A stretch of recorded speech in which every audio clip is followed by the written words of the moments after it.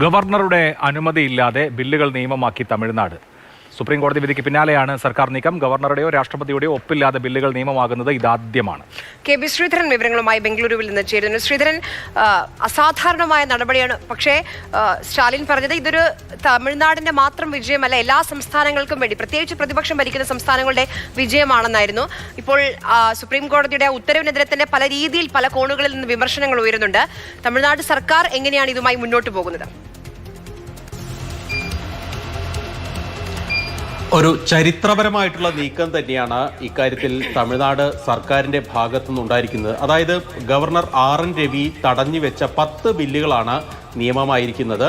അതായത് സുപ്രീം കോടതി വിധിക്ക് ശേഷം ഇത്രയും ദിവസം അല്ലെങ്കിൽ കഴിഞ്ഞ ആ വിധി അപ്ലോഡ് ചെയ്യുന്നവരെ കാത്തിരുന്നു. ഇന്ന് പുലർച്ചെയാണ് ആ വിധി സൈറ്റിൽ അപ്ലോഡ് ചെയ്തത്. തൊട്ട് പിന്നാലെ തന്നെ അസാധാരണ ഗസറ്റ് വിജ്ഞാപനത്തിലൂടെ ഇതെല്ലാം നിയമമായി എന്നുള്ള ഒരു അറിയിപ്പാണ് വന്നിരിക്കുന്നത്. ഏതായാലും ആ വിജ്ഞാപനം പുറത്തു വന്നു കഴിഞ്ഞു. 10 ബില്ലുകൾ നിയമമായി കഴിയുകയും ചെയ്തു. ഈ ഗവർണറുടെയോ രാഷ്ട്രപതിയുടെയോ ഒപ്പില്ലാതെ ഇങ്ങനെ ഒരു ബില്ലുകൾ നിയമമാവുന്നത് ആദ്യമായിട്ടാണ് എന്നാണ് വിദഗ്ധരെല്ലാം തന്നെ സൂചിപ്പിക്കുന്നത്. ഏതായാലും സുപ്രീം കോടതി ഇക്കാര്യം അംഗീകരിക്കുകയും ചെയ്തിട്ടുണ്ട്. മറ്റൊരു പ്രധാനപ്പെട്ട കാര്യം, സർവകലാശാല ഭേദഗതി ബില്ല് ഉൾപ്പെടെ ഇക്കാര്യത്തിൽ ഈ പുതിയ നിയമം ആയിട്ട് വന്നിട്ടുണ്ട്. തീർച്ചയായിട്ടും അതിൽ ശ്രീധരൻ ഏറ്റവും എടുത്തു പറയേണ്ട കാര്യം, ഇനി തമിഴ്നാട്ടിലെ സർവകലാശാലകളുടെ ചാൻസലറായി സ്റ്റാലിൻ, ഇപ്പോൾ മുഖ്യമന്ത്രിയായിരിക്കുന്ന ആൾ അല്ലെങ്കിൽ ഇപ്പോഴത്തെ മുഖ്യമന്ത്രി വരുന്നു എന്നുള്ളത് കൂടിയാണ്. സുപ്രീം കോടതി ഈ ബില്ലുകൾ നിയമമായതായി പ്രഖ്യാപിച്ചതോടുകൂടി പിന്നെ അത് നോട്ടിഫൈ ചെയ്യുക എന്നുള്ളതൊരു സാധാരണ നടപടിക്രമമാണ്. പക്ഷേ വളരെ ചരിത്ര പ്രാധാന്യമുള്ള, കേരളവും ചെയ്തിട്ടുണ്ട്, വളരെ ചരിത്ര പ്രാധാന്യമുള്ള ഒരു കാര്യം സംഭവിച്ചിരിക്കുന്നു. ചാൻസലർ സ്ഥാനത്ത് മാറ്റം വന്നിരിക്കുന്നു എന്നുള്ളതാണല്ലോ ഇതിന്റെ ആപ്ലിക്കേഷനിലെ ഏറ്റവും പ്രധാനപ്പെട്ട കാര്യം.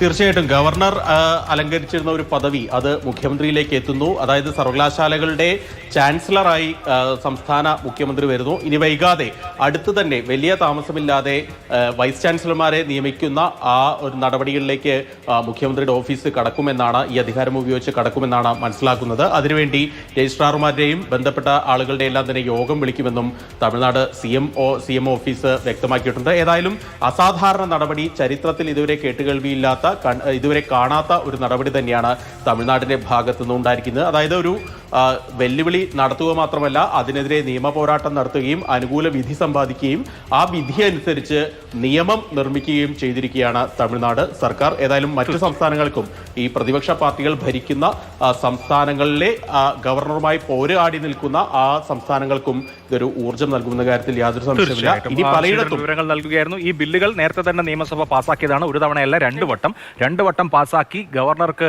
അയച്ചു. ആ ബില്ലുകൾ രാഷ്ട്രപതി ഒപ്പിടാത്തതിനെ തുടർന്ന് സുപ്രീം കോടതി അനുച്ഛേദം 142 ഉപയോഗിച്ച് ഈ ബില്ലുകൾ നിയമമായി പ്രഖ്യാപിക്കുകയായിരുന്നു. അങ്ങനെ സുപ്രീം കോടതിയുടെ അസാധാരണ അധികാരം ഉപയോഗിച്ച് നടത്തിയ അസാധാരണമായ നടപടിയിലൂടെ ആ ബില്ലുകൾ നിയമമായി.